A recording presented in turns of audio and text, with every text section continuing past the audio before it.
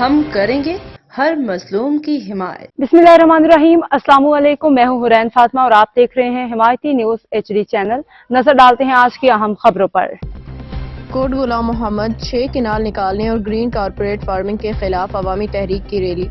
कोट गुलाम मोहम्मद अवामी तहरीक की जानिब से 6 किनाल निकालने और ग्रीन कारपोरेट फार्मिंग के खिलाफ एक बड़ी एहतजाजी रैली निकाली गई, जिसकी क़यादत अवामी तहरीक के मरकजी रहनुमा डॉक्टर रसूल बख्श खास खैली, ज़िले सदर मुख्तियार खास खैली, तालका सदर बरकत शर, रानुमल तालका रहनुमा मौला बख्श नौंदानी, सिंधी शागिर्द तहरीक के मरकजी रहनुमा नवीद जान खास खैली और अब्दुल हसीब नौंदानी ने की।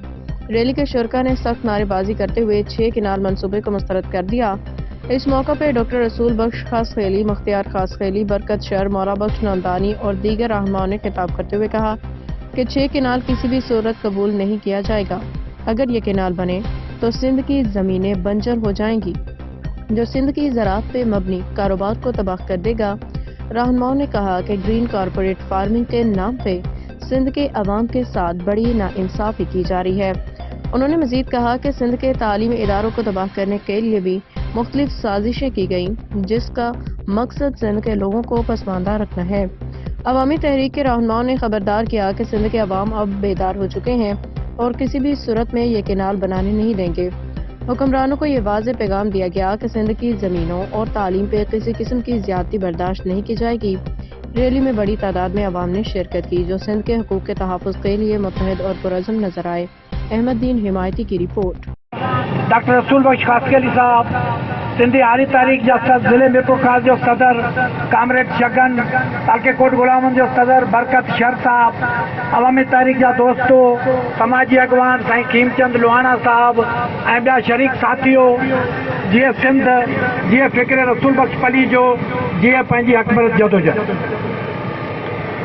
जीअं त दोस्तनि जे तकरीरनि ऐं अवामी तारीख़ जी जदोजहद मां इहो वाज़े थी चुको आहे ऐं भली भत सभिनी खे परोड़ आहे त हुकुमरान जमायत तोड़े हुकुमरान तबिका इहो फ़ैसिलो करे चुका आहिनि त सिंध जा माण्हू न खपनि, सरसब्ज़ सिंध न खपे, पानी पंहिंजे लाइ इस्तेमालु करणो आहे, ज़मीनूं पंहिंजूं आबाद करणियूं आहिनि, कारपोरेट फार्मिंग जे नाले ज़मीनूं मख़सूस माण्हुनि खे ॾियणियूं आहिनि, दादरनि खे ॾियणियूं आहिनि।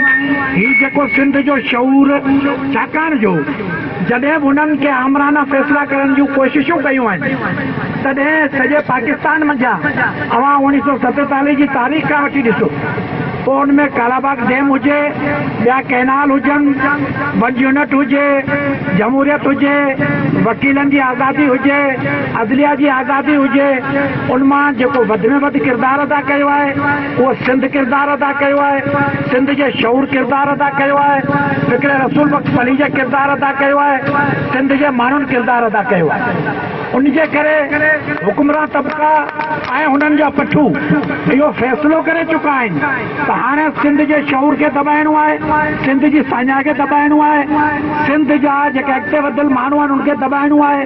उन्हनि जेको पाण ते पहिरियों हथियार इस्तेमालु कयो उहो हिननि सिंध जी तालीम तबाह कई। यूनिवर्सिटियुनि में ऐं ॿियनि इदारनि में गुंडा छॾे, दहशतगर्द छॾे, कापी कल्चर ॾेई सिंध जी तालीम खे हाणे त जितन पखी पेर तित टिमके ॿाहिरि, ॿियो ॿारींदो केरु खावर के खीर।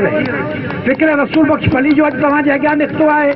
असां सॼे सिंध में तालका लेवल ते मुज़ाहिरा करियूं पिया, अवामी तहरीक डिग्री में मुज़ाहिरो कयो, जुडे में कयो, अॼु तव्हांजे शहर कोट गुलाम मोहम्मद में आया आहियूं, मीरपुर खास में मुज़ाहिरो आहे ऐं उनखां पोइ ख़ुशहाल न हूंदो त किथे जा कारोबार हलंदा, इहे शहर, इहे वाहन, इहे वस्तियूं सभु तबाह थी वेंदियूं। अचो अवामी तहरीक सां गॾिजो, अवामी तहरीक जो साथ ॾियो, जिते बि वेठा आहियो उतां जेको ही सिलसिला वैसा घाटी थिए पई उनजे लाइ जदोजहद करियो, सिंध बचायो, सिंध जो पानी बचायो, सिंध जो वजूद बचायो, छाकाणि जो सिंध जे वजूद सां पाकिस्तान जो वजूद आहे। जेकॾहिं सिंध न रहंदी, सिंधी माण्हू न रहंदा, हीअ रियासत बि शायदि रहे। उन लाइ पाण सभिनी खे हिकु दफ़ो वरी गुज़ारिश कंदुसि ऐं हिन आयल हिन जलसे में शहीद सभिनी माण्हुनि जो शुक्रियो अदा कंदुसि जेके अॼु शामिल थिया आहियो ऐं पाण पंहिंजो आवाज़ बुलंद करे इहो साबित कयो आहे त सिंध जो शऊर सिंध जा ताजाबंद सिंध जा माण्हू अञा जागनि पिया, अञा बेदार आहिनि, उथंदा विढ़ंदा आख़िरी घड़ी ताईं विढ़ी पंहिंजी सिंध बचाईंदा, पंहिंजो वतन बचाईंदा, पंहिंजो पाणी बचाईंदा, जीअं सिंध जीअं फिक्र रसूल बख्शफली जो। अब तक के लिए इतना ही। मजीद खबरों और अपडेट्स के लिए देखते रहें हिमायती न्यूज HD चैनल।